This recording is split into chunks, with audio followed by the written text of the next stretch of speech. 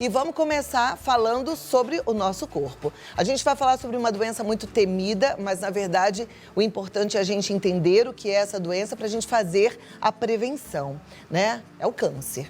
E com manifestações diferentes, em alguns casos até sem cura, a gente precisa estar bem informado e atento aos sinais que o nosso corpo dá. Isso tudo pode fazer diferença, pode ajudar no diagnóstico precoce, nos tratamentos mais assertivos. E para a gente entender quais são os sinais de alerta para o câncer, quais são os sintomas que exigem atenção e orientação médica, também os cuidados específicos para os homens e as mulheres, eu converso com a oncologista Vivian Koski. Seja bem-vinda, doutora. Obrigada pelo seu tempo conosco. Boa tarde. Boa tarde, Cláudia. Eu agradeço muito esse convite. Primeiro, quero dar boa tarde a todos que estão nos vendo. E primeiro também eu quero deixar o meu consolo a você e a sua família. A gente está vivendo uma época muito difícil para todos nós, né? Covid, ontem São Paulo bateu um recorde de mortes. E aí me lembrou começar essa nossa conversa com o texto sobre o tempo, né, de Eclesiastes, né, que fala que há um tempo para tudo, há um tempo de nascer e tempo de morrer, tempo de arrancar, tempo de colher.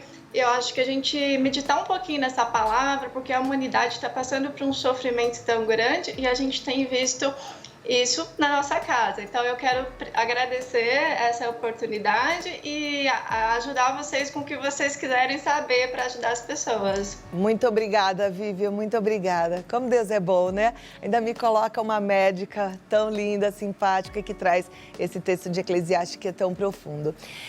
Eu fico feliz de poder falar até neste momento de pandemia, sobre a prevenção ao câncer, porque a gente sabe que por medo, muita gente nem está se olhando, não está prestando atenção nos sintomas de um possível câncer e algumas outras pessoas pararam seus tratamentos, né, doutora?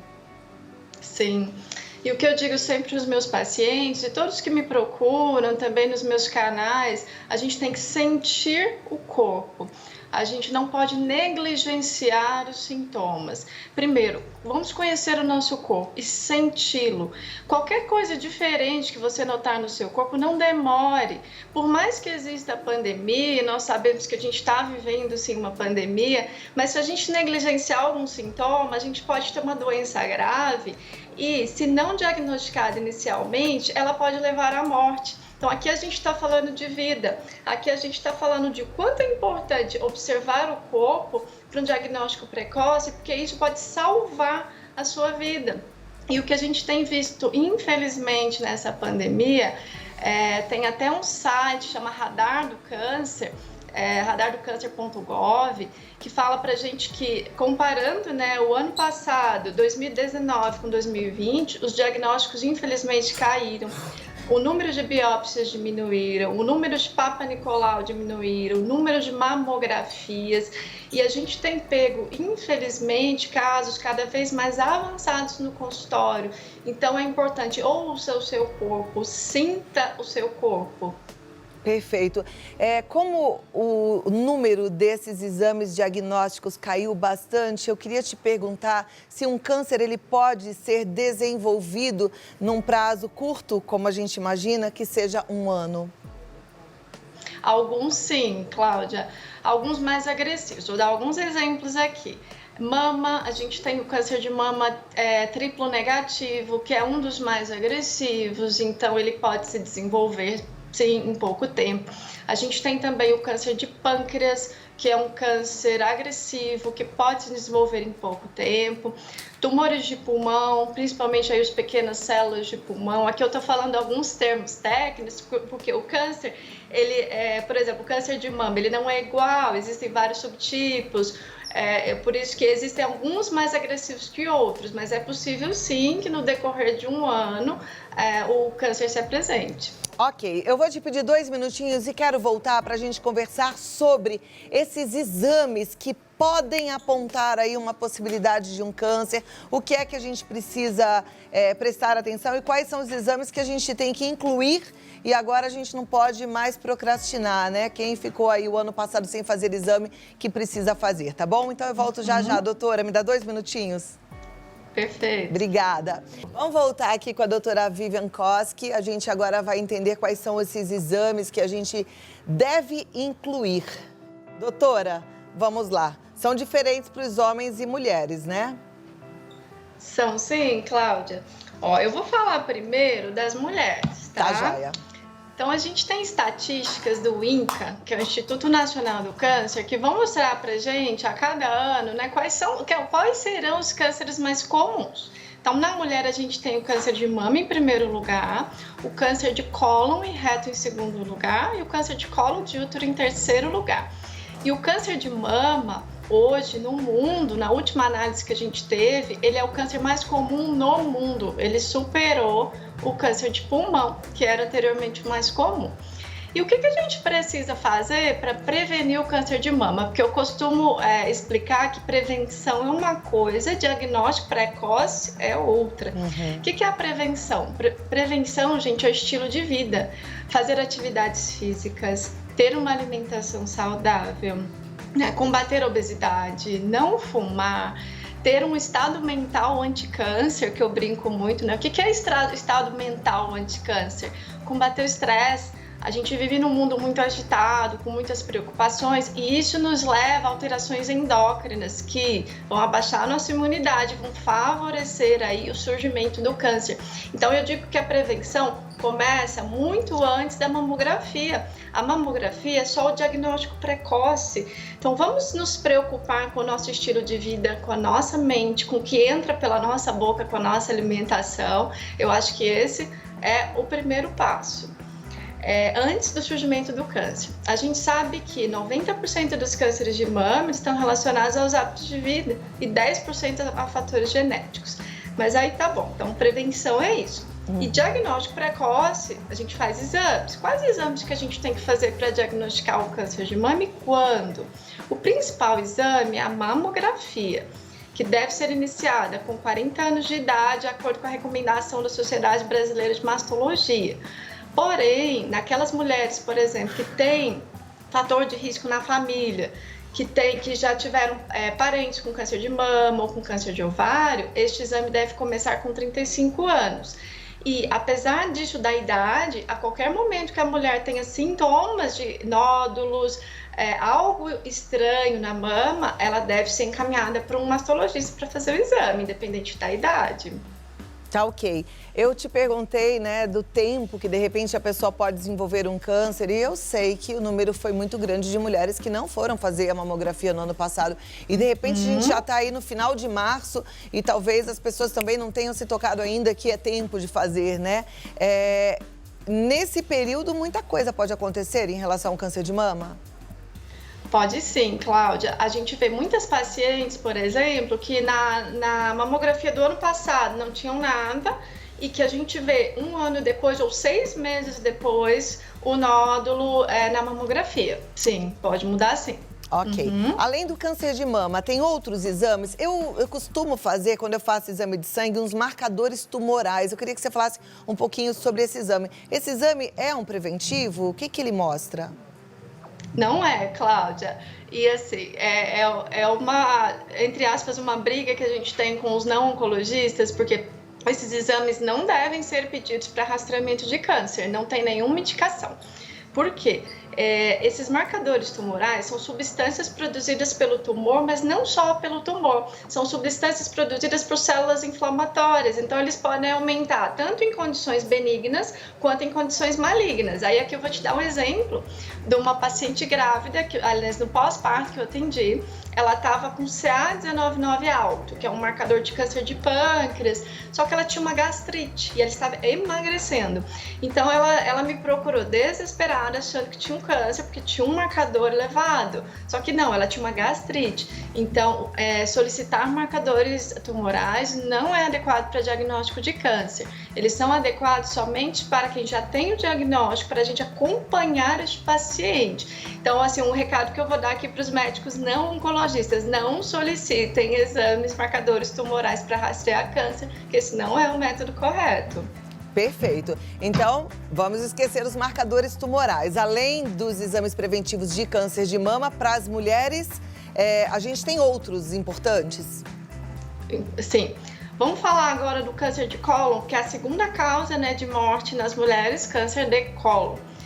O que a gente tem que fazer no câncer de cólon? Então, mesma coisa de mama, prevenção. Primeira coisa é prevenção. Então, a gente sabe que a atividade física vai prevenir câncer de cólon, a gente sabe que a alimentação baseada em leguminosas, em vegetais, pobre em carnes, em produtos processados vai proteger. Então, estilo de vida, muito importante. Exames, o que a gente tem que fazer de exame? O principal exame é a colonoscopia. Ela deve começar aqui pela nossa sociedade depois de 50 anos. Nos Estados Unidos eles recomendam já a partir dos 45. É feita, recomendada inicialmente a cada 10 anos e hoje a gente tem outros exames. Além da colonoscopia tradicional, a gente tem uma colonoscopia diferente, que é a colonoscopia virtual, que ela faz como se fosse uma tomografia, mas enche o intestino do paciente de gás e ela consegue ver em 4D a anatomia do intestino por dentro. É um outro tipo de exame mais avançado que a gente tem, mas o principal exame então é a colonoscopia. Vamos marcar 50 anos aqui a recomendação brasileira, mas quem tem fator de risco deve começar antes. O que é fator de risco? Quem tem história de câncer de intestino em um ou mais parentes na família deve começar a fazer a colonoscopia 10 anos antes do primeiro caso da família. Então, isso é importante. De acordo com o fator de risco, a pessoa pode começar antes. Quem tem, por exemplo, doenças inflamatórias intestinais, doença de Crohn, retocolite ulcerativa, deve começar a fazer a colonoscopia 10 anos após o diagnóstico dessa doença inflamatória, independente da idade. Então, existem algumas recomendações específicas de acordo com o grau de risco da pessoa. Joia. Doutora, eu tenho uma dúvida que eu acho que muita gente deve ter. Já que a gente não vai fazer o marcador tumoral para saber se tem algum outro tipo de câncer. A mamografia é para o câncer de mama, a colonoscopia é para o câncer de cólon.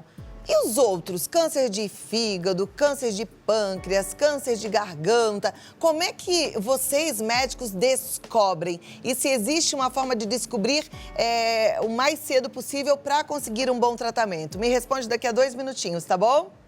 Tá bom. Essa é uma curiosidade que eu tenho há tempos. Vamos tentar entender agora, né? Vamos lá, continuo aqui com a doutora Vivian Koski. Doutora, e aí, hein? Como é que a gente descobre se tem ou está desenvolvendo um câncer em algum lugar do corpo? Olha, essa pergunta vale $1 milhão, né? Porque nem para a gente não tem screening, que a gente fala, rastreamento para todos os tipos de câncer. A gente tem screening, por exemplo, para câncer de próstata, cólon, câncer de intestino, câncer de mama. Não existe um screening, né, que é o rastreamento para câncer de pâncreas, por exemplo. E como é que a gente faz? Sintomas é muito importante. Então, ouvir o seu corpo, sentir o seu corpo, check-up oncológico, um check-up não oncológico, um check-up de prevenção oncológica, onde sim, a gente como médico especialista vai pedir alguns exames que seriam necessários a todas as pessoas uma vez por ano, dentre os quais a gente poderia fazer raio-x de tórax ou tomografia de baixa dose, ultrassom de abdômen ou ressonância. Então, alguns exames que a gente pode identificar esse tumor precocemente.